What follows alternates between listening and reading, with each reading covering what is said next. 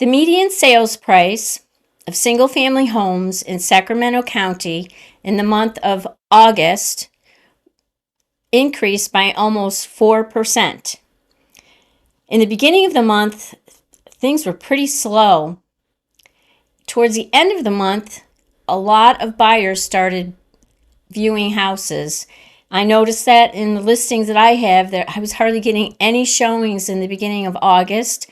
And then towards the end of August, a lot more showings, and a lot more of them went under contract. The reason for that is because in the beginning of the month of August 2024, the interest rates were fairly high. They were like in the 7.2% range. And then towards the end of the month, they went all the way down to about 6.3%, which is a dramatic difference. The reason why they went down is in anticipation of the Federal Reserve decreasing the Fed funds rates during their meeting that they had in the beginning of September. So the mortgage rates are highly influenced by the bond market, and I'll show you a graph that shows how the mortgage rates, because they're packaged in mortgage-backed securities, they follow the bond market. I'll show you a graph of that. But anyway, let's do the numbers for August for single-family homes in Sacramento County.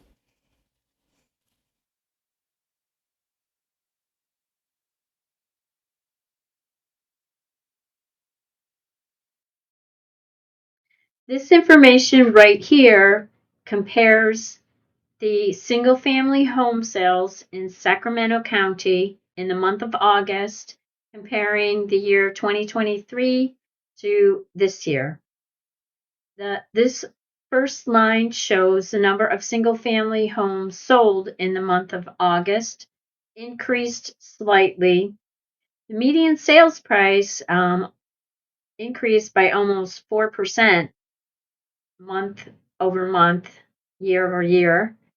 And the sold to list price remains relatively constant.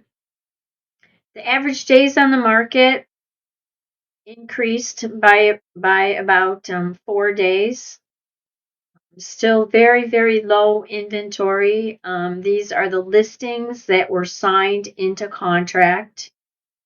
And this right here shows, the second last line shows actual inventory that's available on the market for sale. Now, the difference between listings taken, that's just in the month of August. So the single family homes available on the market were the ones that rolled over from the previous month. And this was quite a bit of increase comparing year over year. The absorption rate is the amount of time that it would take to deplete all of the inventory on the market. And this is what I was saying about how in the month of August we started out with a higher 30-year fixed mortgage rate compared to the end of August. At the end of August, we had a lower mortgage rate, so that's why we saw so much more activity in the market. And this I'll put this link in the description below.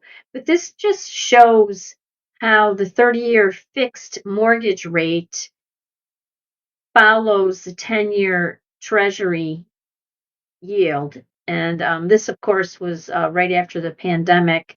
The orange line is the 30-year fixed mortgage rate.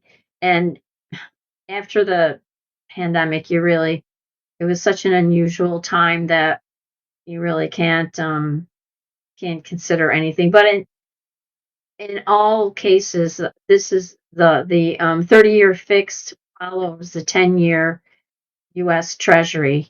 And anyway, if you would like to see this data for any other criteria, such as a different county or a different neighborhood, different price point, whatever you would like to see, maybe for duplexes, please let me know. My phone number is on the screen, and I'd be more than happy to provide this data for you. Thanks very much for watching, and have a great day.